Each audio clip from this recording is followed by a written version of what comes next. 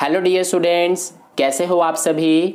तो आज के इस वीडियो में हम क्लास 7th का मैथ्स का ये एक पेपर सॉल्व करेंगे, ठीक है। और मैं आपको पहले बता दूं कि ये पेपर लास्ट ईयर का है, लेकिन इस पेपर को करने से आपको बहुत ज़्यादा बेनिफिट मिलने वाला है। आपका जो फाइनल एग्जाम शुरू होने वाला है, पहला पेपर ही आपका मैथ्स का है, तो आपको बहुत ज़्यादा बेनिफिट मिलेगा इस पेपर को सॉल्व करने से। जैसे कि एक तो आपका PYQs हो जाएगा, यानी कि पिछले साल के क्वेश्चंस जो हैं वो आपके सॉल्व हो जाएंगे। दूसरा फायदा ये होगा कि जिस टाइप के क्वेश्चंस इस पेपर में पूछे गए हैं ना, इसी टाइप के क्वेश्चंस आपके एग्जाम में भी पूछे जाएंगे। जो आपका मैथ्स का क्वेश्चन पेपर होगा उस पेपर में भी इसी टाइप के क्वेश्चंस होंगे, ठीक है। किस पैटर्न का क्वेश्चन पेपर होगा वो आपको इस पेपर को देख के पता लगेगा, यानी कि जो पैटर्न आपको इस पेपर का देखने को मिलेगा ऐसा ही पैटर्न आपका अपने क्वेश्चन पेपर में भी देखने को मिलेगा, ठीक है। तो बहुत ही हेल्पफुल वीडियो है आपके लिए, ठीक है। तो देखो अब हम शुरू करते हैं। सबसे पहले यहां पर आप देख सकते हो समय, यानी कि टाइम जो अलाउड है वो आपका 2.5 घंटे है, यानी कि 2.5 घंटे में आपको अपना पेपर कंप्लीट करना है एंड 60 मार्क्स का आपका एग्जाम होगा, ठीक है। अब यहां पर देखो कुछ सामान्य निर्देश दिए गए हैं, ये सारे सामान्य निर्देश हैं, इनको आपको फॉलो करना है। तो आप ना वीडियो को पॉज करके ये सारे जो सामान्य निर्देश हैं इनको आप पढ़ लो, ठीक है। बाकी का यहां पर ये रहा 9th, ये रहा 10th। और एक बात और, मैं आपको ये जो पेपर है ये इंग्लिश मीडियम और हिंदी मीडियम दोनों ही मीडियम में मैं आपको सॉल्व कराने वाला हूं, ठीक है, ताकि दोनों ही मीडियम के स्टूडेंट्स के लिए हेल्पफुल हो जाए। अब देखो जनरल इंस्ट्रक्शंस, अगर आप इंग्लिश मीडियम के स्टूडेंट हो तो ये सारे जनरल इंस्ट्रक्शंस दिए हुए हैं, इनको आप पढ़ लेना वीडियो को पॉज करके, ठीक है। बाकी का जो जनरल इंस्ट्रक्शंस है वो ये रहा, यहां तक है। अब हम क्वेश्चंस की ओर चलते हैं। तो सबसे पहले देखो हमारा क्वेश्चन नंबर 1, ये रहा खंड क यानी कि सेक्शन ए का फर्स्ट क्वेश्चन, ठीक है। फर्स्ट क्वेश्चन में ना टोटल आपको 12 MCQ दिए गए हैं और सारे जो ये 12 MCQ है ना ये एक एक नंबर के हैं। तो फर्स्ट हमारा क्वेश्चन ये रहा, देखो क्या बोला है, यदि x बराबर 2 हो तो 4x - 3 का मान पूछा है।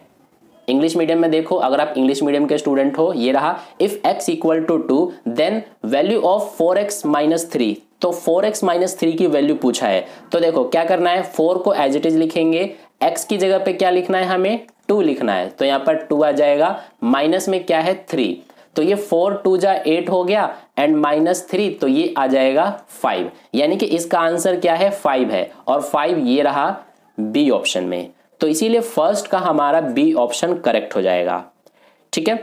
इसके बाद देखो सेकंड क्वेश्चन, ये रहा the area of parallelogram ABCD is, यानी कि ये जो हमें पैरेललोग्राम दिया है इसका एरिया बताना है इसमें हमें, ठीक है। देखो हिंदी मीडियम में ये रहा समांतर चतुर्भुज ABCD का क्षेत्रफल। अब जो पैरेललोग्राम होता है ना, यानी कि समांतर चतुर्भुज, इसका एरिया निकालने का फॉर्मूला होता है बेस इंटू हाइट, ठीक है। तो बेस यानी कि आधार, आधार क्या हो जाएगा, ये हो जाएगा आधार 6 सेंटीमीटर है, इंटू हाइट यानी कि h, तो हाइट हमारा ये हो जाएगा जो कि हमें 4 सेंटीमीटर दिया है। तो 4 लिखेंगे, मल्टीप्लाई करेंगे तो 24 आ जाएगा, ठीक है। तो 24 हमारा ये रहा ए ऑप्शन में, तो इसीलिए सेकंड का ए ऑप्शन करेक्ट है। इसके बाद चलते हैं थर्ड क्वेश्चन पर। थर्ड क्वेश्चन हमारा ये रहा, इसमें ये जो दिया है इसकी वैल्यू पूछी गई है। ये रहा हमारा इंग्लिश मीडियम में the value of this is, तो इसकी वैल्यू हमसे पूछी गई है। अब देखो कैसे करेंगे इसे, सबसे पहले यहां पर ये -4 जो है ना इसको एज इट इज लिखेंगे, ये प्लस और ये माइनस, प्लस माइनस -5 हो जाएगा, ठीक है। एंड इसके बाद डिवाइड है तो ये डिवाइड लगाया एंड यहाँ पर -4 है तो ये -4 को हम एज इट इज लिखेंगे, ये माइनस और माइनस क्या हो जाएगा +5 हो जाएगा, ठीक है। अब इसको आगे करेंगे तो ये -4 एंड -5 ये हो जाएगा हमारा -9, क्योंकि माइनस माइनस प्लस होता है तो 4 और 5 9 हो गया, और बड़ा 5 है इसके आगे माइनस है तो इसीलिए माइनस लगेगा, तो -9 हो गया। एंड ये डिवाइड का साइन हमने उतार दिया, ये -4 है +5 है तो ये माइनस प्लस है तो माइनस प्लस माइनस होता है, तो 5 में से 4 माइनस करेंगे तो 1 आएगा, तो ये 1 हो गया। अब 1 से -9 यहां पर डिवाइड हो रहा है, तो जब डिवाइड करेंगे तो आंसर क्या आएगा -9 ही तो आएगा, तो इसीलिए इसका आंसर -9 ये रहा डी ऑप्शन में, ठीक है। इसके बाद देखो फोर्थ क्वेश्चन, मैं आपको कति बिल्कुल डिटेल में समझा रहा हूं, ठीक है, तो इसीलिए आपको अच्छे से समझ में आ रहा होगा। अगर फिर भी कोई डाउट रह जा रहा है ना तो आप कमेंट बॉक्स में कमेंट करके पूछ लेना, नहीं तो डायरेक्ट इंस्टाग्राम पर भी पूछ सकते हो। इंस्टाग्राम का आईडी है फ्रेंड ऑफ मैथ्स 12, ठीक है, फ्रेंड ऑफ मैथ्स 12 ये हमारा इंस्टा आईडी है, ठीक है। तो यहां पर फॉलो करके और आप डीएम करके जो भी आपके पास डाउट है वो आप पूछ सकते हो, ठीक है। तो इसके बाद देखो फोर्थ क्वेश्चन में बोला है a common multiple of 3 and 5 is, तो 3 and 5 का कॉमन मल्टीपल पूछा है, ये रहा हिंदी में 3 तथा 5 का एक उभयनिष्ठ गुणज। तो गुणज यानी कि मल्टीपल क्या होता है, 3 और 5 का उभयनिष्ठ बोला है, तो इसका मतलब ये है ना कि 3 का भी पहाड़ा पढ़ दो और 5 का भी पहाड़ा पढ़ दो, तो दोनों का पहाड़ा पढ़ने पर टेबल करने पर जो दोनों में आ जाए, यानी कि 3 के टेबल में भी आ जाए 5 के टेबल में भी आ जाए, तो वो कौन सा नंबर होगा इन चारों में से, तो वो होगा हमारा 30, क्योंकि 3 के टेबल में भी 30 आता है और 5 के टेबल में भी 30 आता है, तो यही हमारा उभयनिष्ठ गुणन यानी कि कॉमन मल्टीपल हो जाएगा 30, ठीक है। तो इसीलिए इसका सी ऑप्शन करेक्ट हो जाएगा। इसके बाद देखो नेक्स्ट फिफ्थ क्वेश्चन, निम्न में से किस आकृति में समांतर रेखाओं का युग्म है, तो इन चारों में से बताना है किसमें समांतर रेखाओं का युग्म है। ये रहा हमारा इंग्लिश में which of the following figure contains a pair of parallel lines, तो पैरेलल लाइंस बताना है हमें।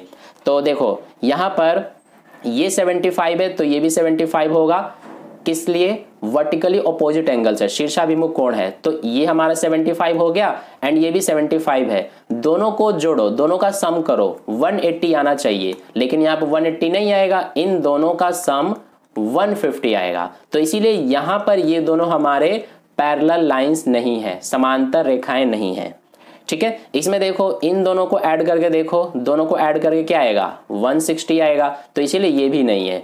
इसमें देखो ये और ये यहां पर ये दोनों इक्वल होने चाहिए क्योंकि ये एकांतर कोण है, अल्टरनेट एंगल्स हैं, तो यहां पर ये दोनों इक्वल नहीं है, ये 80 है ये 100 है, तो ये भी हमारा पैरेलल लाइंस नहीं है। इसमें देखो 70 और ये 110 दोनों को ऐड करेंगे तो 180 आएगा, यानी कि इसमें ये और ये हमारा पैरेलल लाइंस है, तो इसीलिए इसका डी ऑप्शन करेक्ट हो जाएगा, ठीक है। नेक्स्ट है क्वेश्चन नंबर 6, इसमें बोला है दिए गए त्रिभुज के प्रकार का नाम है, तो यहां पर देखो ये हमें एक त्रिभुज दिया है, तो ये कौन सा त्रिभुज है, देखो यहां पर इस तरह से ये साइन लगा हुआ है ना, इसका मतलब ये है कि तीनों जो ये भुजाएं हैं तीनों साइड ये इक्वल है यानी कि बराबर है। यहां पर ये रहा हमारा इंग्लिश में the name of type of given triangle is, तो यहां पर अगर तीनों ये साइड इक्वल है तो उस ट्रायंगल को क्या बोलते हैं, जिसके तीनों साइड्स इक्वल हो, तो उसको हम बोलते हैं इक्विलैटरल ट्रायंगल, यानी कि इसका सी ऑप्शन करेक्ट हो जाएगा, ठीक है। इसके बाद देखो next 7th question, in the given figure angle DAC can also be written as, तो ये रहा हमारा हिंदी में दी गई आकृति में कोण DAC को इस प्रकार भी लिखा जा सकता है। तो देखो यहाँ पर एंगल DAC है, DAC यानी कि ये वाला एंगल, इसको हम और किस तरीके से लिख सकते हैं, देखो इन चारों में से बताना है हमें। तो यहाँ पर मेन जो इसमें एंगल जो है ना वो A है, तो A हमारा बीच में आना चाहिए। देखो एक इसमें हमारा एंगल CAD, इसमें A बीच में आ रहा है एंड इसमें भी A बीच में आ रहा है, लेकिन इसमें नहीं आ रहा और इसमें नहीं आ रहा, ये दोनों तो पहले ही साइड हो गए, इन दोनों में से हमारा होगा। अब कौन सा होगा, यहाँ पर DAC है, तो यहाँ पर भी देखो इसमें भी DAC ही है, लेकिन इसमें DAB है, ये देखो यहाँ पर BAD है, तो इसीलिए ये भी गलत है, हमारा ये हो जाएगा आंसर, यानी कि एंगल DAC को एंगल CAD भी लिखा जा सकता है, ठीक है। बस कंडीशन ये है कि A हमारा बीच में होना चाहिए, तो इसीलिए इसका A ऑप्शन करेक्ट हो जाएगा, ठीक है। इसके बाद नेक्स्ट है हमारा क्वेश्चन नंबर 8, दी गई आकृति में सममित रेखाओं की संख्या है, तो इस आकृति में सममित रेखाएं कितनी होंगी, इन the given figure number of symmetry lines is, तो इसमें कितने नंबर ऑफ सिमेट्री लाइन्स हो सकते हैं, तो देखो एक तो हमारा ये हो जाएगा सिमेट्री लाइन और एक ये हो जाएगा, सिर्फ 2 ही हो सकते हैं इसमें सिमेट्री लाइन्स, ठीक है। तो इसीलिए इसका 2 ये रहा डी ऑप्शन में, तो इसका डी ऑप्शन करेक्ट हो जाएगा। इसके बाद नेक्स्ट है हमारा question number 9, 15% of a number is 45, 50% of the same number is, तो इसमें 50% पूछा है। ये रहा हमारा क्वेश्चन। किसी संख्या का 15% 45 है, उस संख्या का 50% कितना होगा? तो हमें वो संख्या यानी कि वो नंबर हमें नहीं पता, उसको हमने x मान लिया। तो यानी कि 15% कितना है? 45 है उस संख्या का, यानी कि 15% ऑफ वो संख्या हमने क्या माना? x माना। तो 15% ऑफ x बराबर में क्या लिखेंगे? 45 है तो 45 लिखेंगे। अब देखो ये 15% हटेगा तो नीचे 100 आएगा, ऑफ की जगह मल्टीप्लाई और ये x इक्वल टू 45। यहां से क्या करेंगे? x को एज इट इज लिखेंगे, 45 आ गया, 100 इधर जाके मल्टीप्लाई में आ जाएगा एंड 15 जो है वो डिवाइड में आ जाएगा। तो 15 एकम 15, 15 तिया 45, x की वैल्यू कितनी आ जाएगी? 3 और 100 का मल्टीप्लाई कर देंगे तो 300। x की वैल्यू 300 आ गया। हमसे 50% पूछा है, तो हमारा जो नंबर है वो 300 है। 50% क्या होता है? आधा होता है, तो 300 का आधा कर देंगे तो 150 आ जाएगा, यानी कि 150। ये रहा सी ऑप्शन में। ठीक है, नेक्स्ट क्वेश्चन 10th। देखो ये हमें यहाँ पर डाटा दिया गया है, ये नंबर दिया है, इसका बहुलक पूछा है। बहुलक यानी कि मोड पूछा है, द मोड ऑफ दिस। तो मोड क्या होता है? इसमें देखेंगे जो सबसे ज्यादा बार आया है वही हमारा बहुलक यानी कि मोड हो जाएगा। तो इसमें ध्यान से देखोगे ना, तो जो हमारा इसमें 13 है वो सबसे ज्यादा बार आया है। आई थिंक 13 4 बार आया है। ये रहा एक ये रहा 2 एंड इसके अलावा एक ये 3 और एक ये 4। तो इसीलिए 13 सबसे ज्यादा बार आया है, इसीलिए इसका बी ऑप्शन करेक्ट हो जाएगा। ठीक है, नेक्स्ट क्वेश्चन पर चलते हैं। Question number 11। एक समषट्भुज में घूर्णन का कोण है। तो ये रहा हमारा इंग्लिश मीडियम में angle of rotation in a regular hexagon. तो रेगुलर हेक्सागन कैसा होता है? ये हमारा कुछ इस तरह का होता है। ठीक है, तो इसमें एंगल ऑफ रोटेशन पूछा है। सबसे पहले मुझे ये बताओ कि जो हमारा हेक्सागन होता है उसके जो सारे इंटीरियर एंगल्स होते हैं उनका सम कितना होता है? वो होता है हमारा 720 और इसमें टोटल एंगल्स कितने होते हैं? तो ये होते हैं 6। तो 6 से डिवाइड कर देंगे तो ये हमारा कितना आएगा? ये आ जाएगा 120। ठीक है, अब 120 का ना आधा कर देंगे, ये आंसर नहीं होगा, इसका हाफ कर देंगे आधा, तो ये हो जाएगा 60। तो इसीलिए 60 हमारा आंसर हो जाएगा। ये रहा ए ऑप्शन में। ठीक है, नेक्स्ट क्वेश्चन हमारा है 12। In the following figure the value of x plus y. तो x प्लस वाई की वैल्यू पूछी गई है। देखो ये रहा क्वेश्चन हमारा। x प्लस वाई का वैल्यू कैसे बताएंगे? ध्यान से समझना। देखो ये हमारा 50 है तो ये वाला भी एंगल 50 हो जाएगा। ठीक है, वर्टिकली ऑपोजिट एंगल, शीर्षाभिमुख कोण हो जाएंगे। अब यहां पर इस एंगल को देखो, यहां पर सॉरी एंगल नहीं, ट्रायंगल यानी कि त्रिभुज। इस त्रिभुज को देखो, इसमें आपको एक यहां पर सिंबल नजर आ रहा है, एक यहां सिंबल नजर आ रहा है। इसका मतलब ये है कि ये जो दोनों साइड हैं ये इक्वल है यानी कि बराबर हैं। तो किसी भी ट्रायंगल में जब दो साइड्स इक्वल होना तो उनके ऑपोजिट एंगल भी इक्वल होते हैं, यानी कि इस वाले साइड के ऑपोजिट ये एंगल है, इस वाले साइड के ऑपोजिट ये एंगल है, तो ये दोनों इक्वल होंगे। तो ये हमारा 50 आ गया। ठीक है, तो इसीलिए ये वाला भी जो एंगल है ना ये भी 50 होगा। ठीक है, अब हमें पता है कि एक ट्रायंगल के तीनों एंगल का सम 180 होता है। तो 180 में से अगर ये 50 और ये 50 माइनस कर देंगे तो ये एंगल x पता चल जाएगा। तो 50 और 50 100 होता है, तो इसीलिए इसमें से 100 माइनस कर देंगे तो ये बचेगा 80, यानी कि एंगल x हमारा कितना आ गया? 80। ठीक है, अब एंगल y निकाल देंगे तो हमें पता है कि ये पूरा जो एंगल होता है ना, ये पूरा एक लाइन पर जो एंगल बनता है वो 180 का बनता है, लीनियर पेयर के कारण, रैखिक युग्म के कारण। तो इसमें से माइनस कर देंगे अगर ये वाला एंगल यानी कि 50। ठीक है, अगर हम 50 को माइनस कर देंगे तो हमारा एंगल y पता चल जाएगा। तो कितना आ जाएगा? 130 आ जाएगा। तो एंगल y कितना आ गया? 130। हमसे पूछा था x प्लस वाई, तो x 80 आया है और y 130 आया, दोनों को ऐड कर देंगे तो ये कितना हो जाएगा? 210। तो 210 ये रहा डी ऑप्शन में, तो इसीलिए इसका डी ऑप्शन हमारा बिल्कुल करेक्ट है। अब चलते हैं नेक्स्ट क्वेश्चन नंबर 2 पर। अभी तक जो हम कर रहे थे वो क्वेश्चन नंबर 1 कर रहे थे जिसमें टोटल 12 एमसीक्यू थे। अब हमारा क्वेश्चन नंबर 2 शुरू हो रहा है। यहां से खंड ख यानी कि सेक्शन बी है, तो सेक्शन बी में सारे क्वेश्चंस आपको 2-2 नंबर के दिखेंगे। ये रहा हमारा क्वेश्चन नंबर 2। इसमें बोला है कि ये जो नंबर है इसके प्रसारित रूप को 10 की घातों का प्रयोग करते हुए घातांकीय रूप में व्यक्त कीजिए। यहां पर ये रहा हमारा इंग्लिश मीडियम में, express the expanded form of this using powers of 10 in the exponent form. तो देखो कैसे करेंगे, यहां पर सबसे पहले 6 है, 6 है, तो हम 6 लिखेंगे एंड इसके बाद इनटू का साइन लगाएंगे, फिर 10 लिखेंगे। अब 6 के बाद कितने डिजिट है, 1 2 3 4 5, तो 10 की पावर 5 हो जाएगा। फिर प्लस का साइन लगाएंगे, अगला नंबर क्या है 0, तो 0 हम नहीं लिखते। इसके बाद क्या है 8, तो इसीलिए 8 लिखेंगे, इनटू लगाएंगे, 10 लिखेंगे। अब 8 के बाद कितने डिजिट है, ये 1 2 3, तो इसीलिए 10 टू द पावर 3 हो जाएगा। इसके बाद फिर प्लस का साइन लगाएंगे। अब 8 के बाद क्या है 1 है, तो इसीलिए 1 लिखेंगे, इनटू लगाएंगे, फिर 10 लिखेंगे एंड अब इसके बाद 1 के बाद क्या है, 1 के बाद 2 डिजिट है, ये और ये, तो इसीलिए इसकी पावर 2 हो जाएगी। फिर प्लस लगाएंगे, फिर अब हमारा 1 के बाद 2 है, तो इसीलिए 2 लिखेंगे एंड इनटू का साइन लगाएंगे, फिर 10 लिखेंगे। 2 के बाद कितने डिजिट है 1, यानी कि ये 5, एक ही तो डिजिट है, तो इसीलिए 1 लिखेंगे। फिर इसके बाद प्लस लगाएंगे, अब क्या है लास्ट में 5, तो 5 लिखेंगे, इनटू लगाएंगे और 10 लिखेंगे। अब 5 के बाद तो कुछ है ही नहीं, तो इसीलिए पावर यहां पर 0 आ जाएगा। ठीक है, तो ये होता है हमारा एक्सपेंडेड फॉर्म। आई होप आपको ये समझ में आ गया। तो इस तरह का क्वेश्चन आएगा ना, तो आपको इसी तरह से करना है। ठीक है, तो ये हमारा बन गया क्वेश्चन नंबर 2।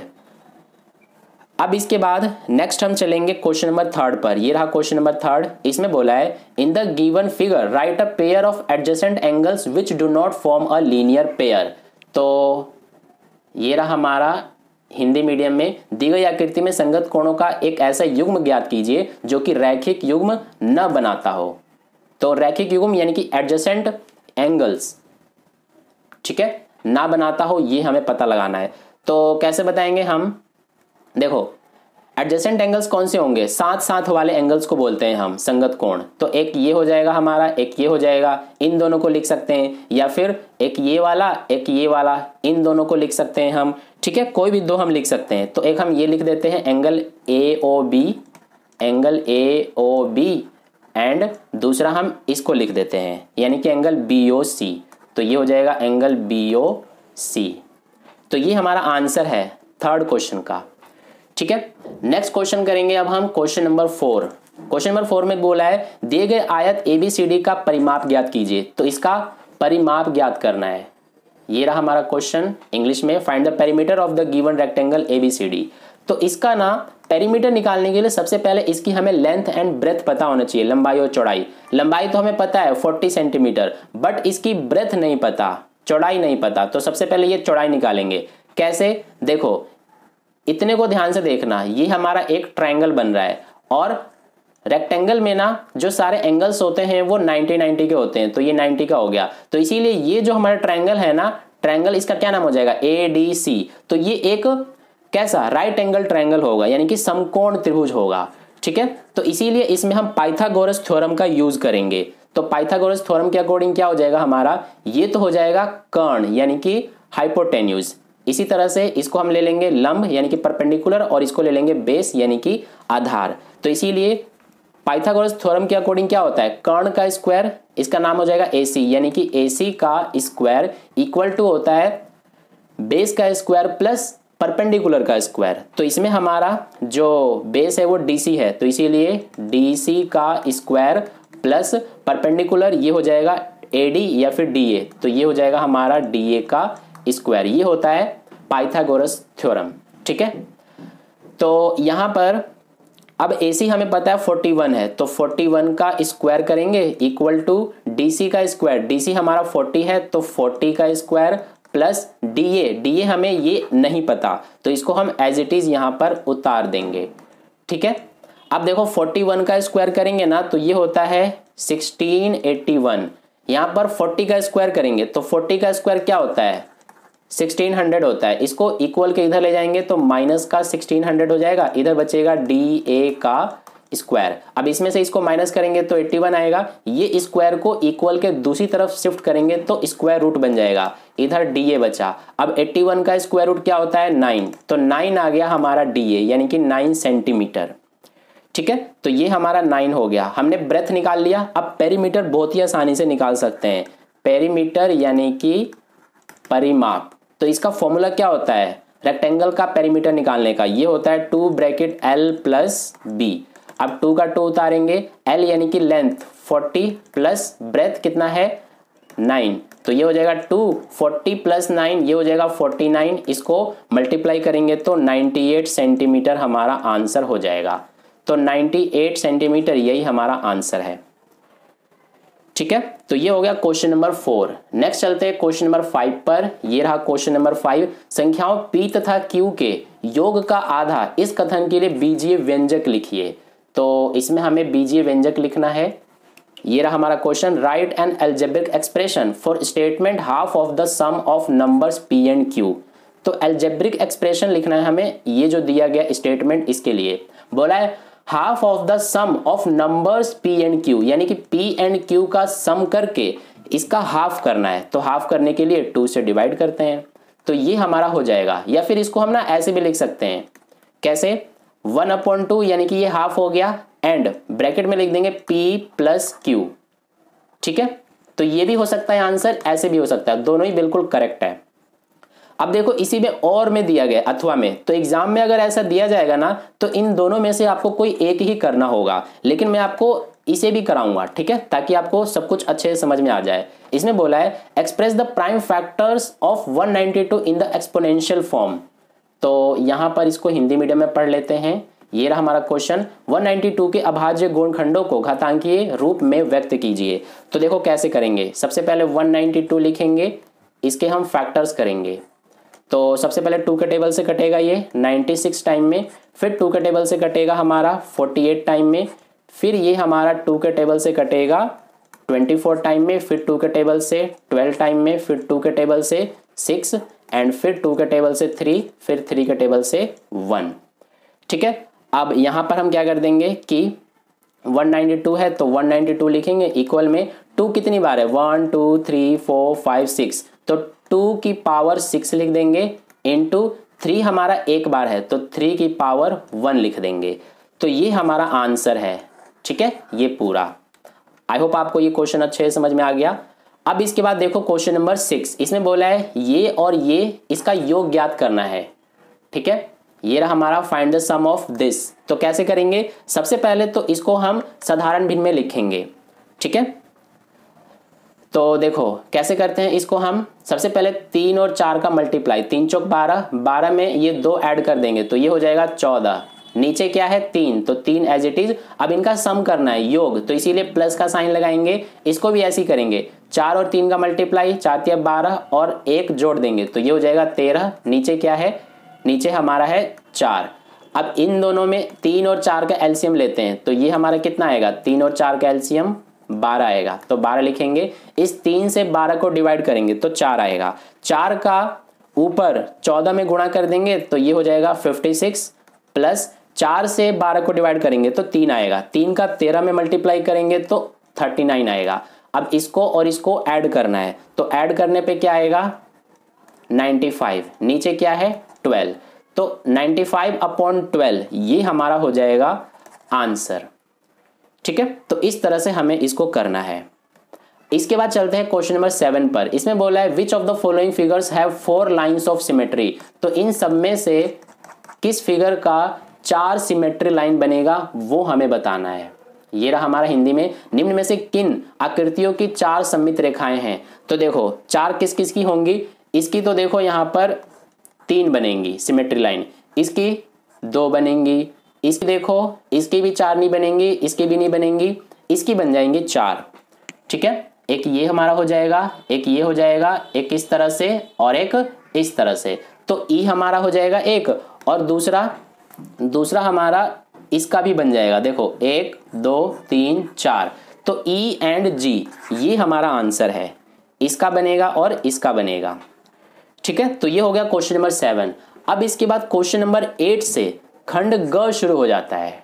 ठीक है, यानी कि सेक्शन सी। तो इसमें सेक्शन सी में जितने भी क्वेश्चंस मिलेंगे ना सारे 3-3 नंबर वाले क्वेश्चंस होंगे। जैसे कि क्वेश्चन नंबर 8 हमारा 3 नंबर का होगा, क्वेश्चन नंबर 9 ये सारे। ठीक है, तो क्वेश्चन नंबर 8 से मैं आपको नेक्स्ट वीडियो में कराऊंगा। ठीक है, अभी तक हमने क्वेश्चन नंबर 7 तक कर लिया, क्वेश्चन नंबर 8 से मैं आपको नेक्स्ट वीडियो में कराऊंगा। अगर आपको क्वेश्चन नंबर 8 और इसके आगे का जो क्वेश्चन उनका भी सॉल्यूशन चाहिए तो आप कमेंट बॉक्स में पार्ट 2 जरूर लिख देना। अगर आप पार्ट 2 कमेंट कर दोगे ना तो मुझे लगेगा कि हाँ आपको एक्चुअल में पार्ट 2 यानी कि क्वेश्चन नंबर 8 और आगे के क्वेश्चंस के सॉल्यूशन की नीड है, तो इसीलिए पार्ट 2 जरूर कमेंट करना, ठीक है। और अगर आपने वीडियो को लाइक नहीं किया है तो लाइक जरूर कर देना, अपने दोस्तों के साथ भी वीडियो को शेयर कर देना।